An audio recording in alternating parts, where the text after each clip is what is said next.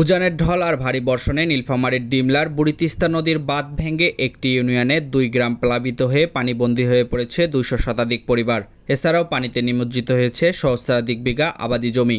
স্থানীয়রা জানান, উজানের ঢল আর ভারী বৃষ্টিপাতে বৃহস্পতিবার ভোরে উপজেলার বালাপাড়া ইউনিয়নের সুন্দরখাতা গ্রামের বুড়িতিস্তা নদীর মূল বাঁধ ভাঙ্গন দেখা দেয়। এ সময় বাঁধের অন্তত 200 মিটার অংশ বিধ্বস্ত হয়ে পানি প্রবেশ করে নিজ সুন্দরখাতা মাঝিওয়ালা ডাঙ্গা গ্রামের 10টি মহল্লায়। এতে করে এসব গ্রামের সহস্রাধিক পরিবার পানিবন্দী হয়ে পড়েছে। পানিতে তলিয়ে গেছে 300 একর আবাদি জমি। এসব জমির আমন বীজতলা, মরিচ ও পান ফসল নষ্ট হয়েছে। খুব কষ্ট আছে, আমরা না খেয়ে আসি, চুলা সবাই পানি না খেয়ে আসি, খুব কষ্ট আছি। এখনো আমরা না খেয়ে আসি। চেয়ারম্যান নাম্বার কেউ খোঁজ খবর নেয় না। গরু বাছুর নিয়ে খুব কষ্ট আছি, পানির খারে আছি। কালকে ভজরে আমার বাড়ির পাশে বাঁধটা ভাঙে যায়, আমার বাড়ি ঘরে পানি ভরপুর হয়ে যায়। এখন আমরা খুব দুরবস্থায় আছি। এখন পর্যন্ত আমাদের কাছে চেয়ারম্যান মেম্বারের প্রতিপক্ষ থেকে কোনো লোকজন আসেনি। বাড়িঘর থেকে পানি নামতে শুরু করায় কিছুটা দুর্ভোগ কমেছে ডিমলার বাঁধ ভেঙে পানি ঢুকে পড়া 2 গ্রামের 200 শতাধিক পরিবারের। তবে এখনও পানি প্রবাহ থাকায় সংস্কার কাজ শুরু করতে পারেনি পানি উন্নয়ন বোর্ড। এদিকে ফসলের জমি থেকে পুরোপুরি পানি না নামায় খেতে থাকা আমন বীজতলা ও পাটসহ অন্যান্য ফসল নষ্টের উপক্রমে। সংস্কারের অভাবে বাঁধটি ক্ষতিগ্রস্ত হয়েছে বলে অভিযোগ এলাকাবাসীর। দুর্ভোগ থেকে বাঁচতে দ্রুত বাঁধ সংস্কারের পাশাপাশি নদী খননের দাবি ক্ষতিগ্রস্তদের। তারপরে যে ধাপে ধাপে যে বাঁধটা যে বিনষ্ট হচ্ছে, ওখানে একবার ভাঙতেছে, এখানে একবার প্লাবিত হচ্ছে, তো এটার যে সংস্কারের দায়িত্ব মানে গভর্নমেন্টের কোন কোন কোন শাখাটার এটা দায়িত্ব, স্থানীয় সরকার নাকি পানি উন্নয়ন বোর্ডের, এটা মূলত প্রপারলি কেউ তদারকি করতেছে না। বিধায় কিন্তু আমরা বারবার ক্ষতিগ্রস্তের সম্মুখীন হচ্ছি।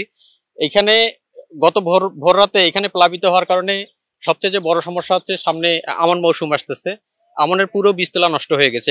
সুন্দরখাতা গ্রাম মাইজালির ডাঙ্গা রাস্তা ভাঙা যাওয়ার কারণে আমাদের অনেক ক্ষতিগ্রস্ত হয়েছে।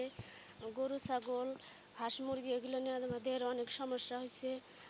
ছোট বাচ্চা টাচ্চা নিয়ে আমাদের অনেক ক্ষতি হইতেছে। চলাফেরা হাট বাজারে যাইতে পারতেছে না, আমরা হাঁটাফেরা করতে পারতেছি না।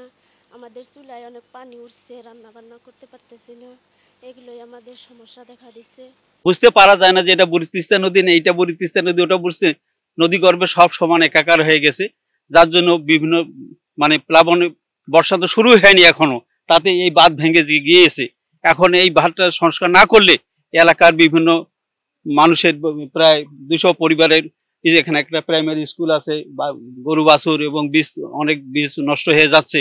আমরা কৃষক, আমরা বিভিন্ন রকম সমস্যা জর্জরিত হয়েছি এই 50 বছর থাকি সংস্কার না হওয়ার কারণে, এবং অবহেলিত ভাবে এখানে পড়ে আছে। যদিও এলাকার নিঃসুন্দর খাতায় পরিষ্কার পরিচ্ছন্নতা নির্ঝঞ্ঝাট হিসাবে আমরা এটাকে সুন্দরভাবে আরো ভালো মানে দেখতে চাই। এদিকে সকাল 10:30টার দিকে ক্ষতিগ্রস্ত বাঁধ পরিদর্শন করেছেন নীলফামারী পানি উন্নয়ন বোর্ডের উপবিভাগীয় প্রকৌশলী তাসমিনুর রহমান। পানি প্রবাহ কমলে দ্রুততম সময়ের মধ্যে বাঁধের ক্ষতিগ্রস্ত অংশ সংস্কার করা হবে বলে জানিয়েছেন তিনি। বুড়িতিস্তা নদীর উজানের যে ডানটির বাঁধ রয়েছে, বাঁধটি গতকাল স্থানীয় সূত্রে জানা যায় যে প্রায় 100 মিটার অংশ ভেঙে গিয়েছে। ভাঙনের খবর পাওয়ার সঙ্গে সঙ্গে আমরা তৎপর ছিলাম এবং আমরা সার্বক্ষণিক স্থানীয় জনগণের সাথে আমরা যোগাযোগ রেখেছি। আমরা খবর পাওয়ার সাথে সাথে আজ ভোরে আমরা ছুটে এসেছি সরেজমিনে পরিদর্শন করার জন্য। স্থানীয় জনগণের সূত্রে যেটা জানা যায়, বাঁধটি প্রায় 83-র দশকে নির্মিত হয়েছে, কিন্তু বিভিন্ন কারণে বিভিন্ন দীর্ঘ বছর ধরে সংস্কারের অভাবে বাঁধের অবস্থা একটু নাজুক হয়ে গেছে।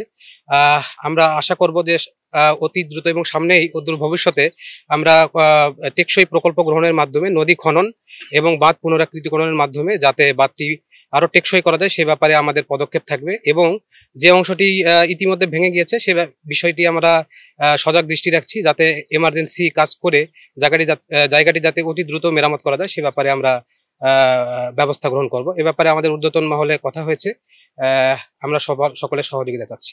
ধন্যবাদ। স্থানীয়দের দাবি, দ্রুত বাঁধ সংস্কার করলে স্বস্তি মিলবে 200 পরিবারের। মারুফ হোসেন, দেশের কণ্ঠ।